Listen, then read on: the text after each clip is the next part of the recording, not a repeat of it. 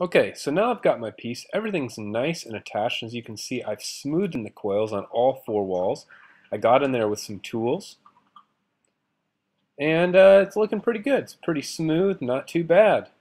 So now I'm going to go ahead and take my sponge. I'm going to dip it in some water. You can find these water cups over by the sink, and you all should have a sponge from your toolkit. And I'm just going to start smoothing out blemishes on the piece.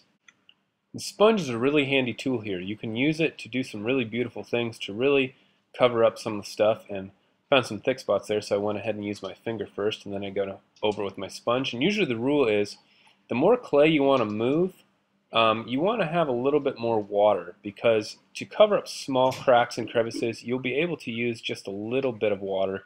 But when you really got a lot of clay to move, you have to make sure you have a wet surface. You can actually make that clay more plastic and pull it where you want it. But see here, I'm smoothing out the corners and just really trying to emphasize that seal between those two walls. It's a really important spot. And you really want to emphasize this because when it goes to fire, like we talked about before, clay is going to shrink. And during the first fire, it shrinks just for when you glaze it. And if you made it past that stage, you're not in the clear yet, because when you fire it the second time, it fires at a higher temperature, at cone 6, and actually it shrinks even more and fully vitrifies. And that's the point when it won't explode, but it will tend to warp and pull apart. So the more structure we have, the better. That's another reason why we put the coils inside. So I'm just going to continue smoothing out the outside and just making it look nice. Now this is not something you should do just one and done. This is really something you pay attention to. Matter of fact, this video and the next video are all going to go over how to clean up your piece and make it look nicer. So really emphasizing here that just because you're done building does not mean you have a finished product. You have to take a lot of time to really pay attention to the details to make it look nice, because as we've said many times, when you build something, any little small flaw is going to stick out way worse once it's fired. So the better and the more perfect you can get it looking now, the better it's going to look once it's actually been fired. So it's super important just to make sure you're paying as close attention to all the details as you can. I'm going to go ahead and skip this, and I'm going to take another 10 minutes or so to clean this up, and then I'll get back to you here. So I went ahead and took about another 15 minutes or so using my metal rib and really cleaning up the sides of this, going over with my sponge, scraping it with the rib, really trying to get nice, precise, angled corners, and really trying to get my walls as level as possible. And that's really important. That's really what you want to do, is just spend the time. I really don't exaggerate when I say spend the time. Not quite as much as building, but you want to spend a good third of that time at least getting it ready to look nice. So now we have to talk about putting a flange on our lid. And a flange, like I said, is basically a lip that goes on the inside of the piece and holds it together. So let's pretend this is our wall, and then we're going to pretend that this is our lid. So if we put our lid on top of our wall, just sitting on top of your piece, it'll sit there as long as it stays vertical, but anytime the box is tilted or moved, especially with that slit glass of the glaze that you're going to have on it, it's going to want to slide around. So a flange is basically a lip that gets attached to the bottom inside of the lid that holds it in place. So when you put the lid on, it won't let it slide off anymore. It holds it in place on all four sides, so it keeps it from going in any direction. So how we want to do this is we want to take our slab and we want to figure out what are the dimensions of the inside of the box that we actually want to get measured. So we could theoretically say that, we know our box is 4 by 4, so the inside should be 3 by 3 because we cut off a ½ inch in each direction. However, we're human, we're not perfect, and a lot of times the coils and just a little bit of bending and warping in the clay will actually change the dimensions. So I'm going to go ahead and measure the sides here. And it looks like we got about 3 going that way. That's good, that's consistent, but we do have to consider those coils sticking out there a little bit. So 3 inches on this side. If we go this way, it's about 3 1/4, so we got a little bit longer on our box there. And it matches on the other side, so about 3 1/4. That means that when we put our 2 long walls on, or our end walls, I should say, that they got stretched out a little bit more, that they weren't attached in as much as possible. So you have to really be careful because of that warpage, but at this point you should always remeasure just to make sure it fits.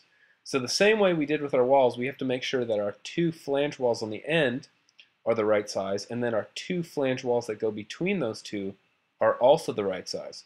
So they can be anywhere from 1/4 inch to 1/2 inch, maybe a max an inch tall. And I'm going to do a little bit of rough cutting here just for the sake of time.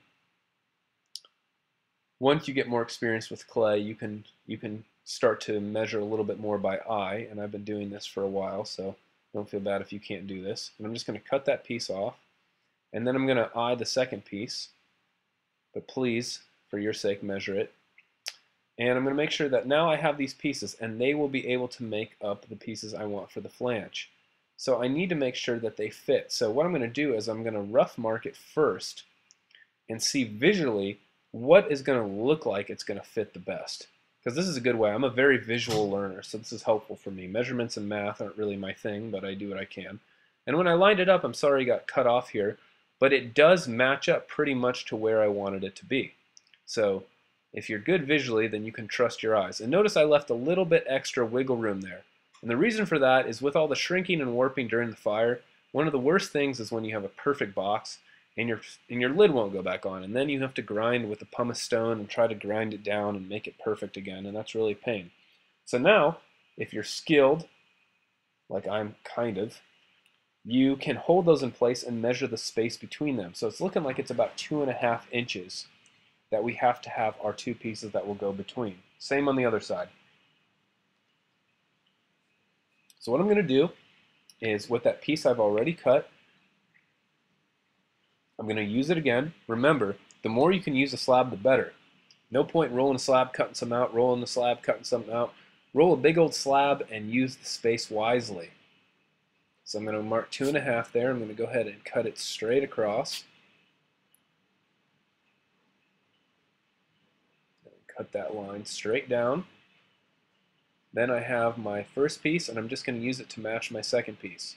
Now, word of warning, don't always do this because sometimes your first piece is a little off, and every time you use it to duplicate another piece, it gets off even more. So I'm going to go ahead and just lay this down visually and see what it looks like. Now, just by looking like this already, it seems like something's a bit off. Now, either my measurements are off, or my box shape changed a lot, and my lid needs to be bigger.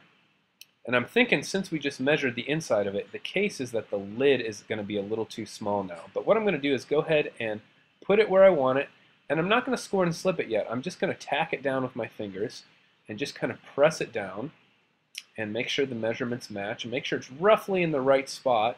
And then I'm going to go ahead and put it on and test it just to see how it fits. So right now I'm just checking to make sure that the measurements I have down here are consistent with the measurements I have up there. Go ahead and just tack it down, press it down, not too hard, just to make sure it sticks. Making sure everything's nice and parallel. I'm going to flip it over. I'm going to drop it down in there and see if it fits. And from this angle it looks beautiful, but as we see when we look at the back angle, because of that warpage, I'm about 1/16 of an inch over in the back.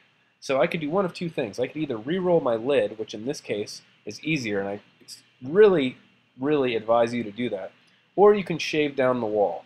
Now obviously the lid, especially since we haven't scored and slipped the flange on, is the easier one to do here. So if I had time, and I don't want to waste your time right now, but I would go ahead and make a new lid. Make sure that it doesn't rumble around, the flange fits pretty well, so now I'm going to go ahead and take some time and I'm going to score and slip everything in place. And after that we'll be back for another video to talk about handles and attachments.